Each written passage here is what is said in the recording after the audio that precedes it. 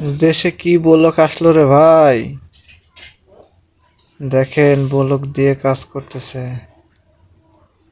তাও আবার ফুল প্লাস্টার করবে, বলক বিছাইছে। দর্শক ভাই আপনারাই বলেন বলক দিয়ে আবার প্লাস্টার করা যায় কিনা। এদিকে তো আবার ফাঁকও বুঝাই ফেলাইছে।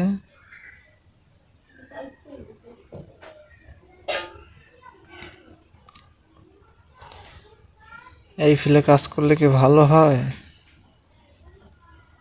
আপনারাই বলেন, মতামত দিয়েন।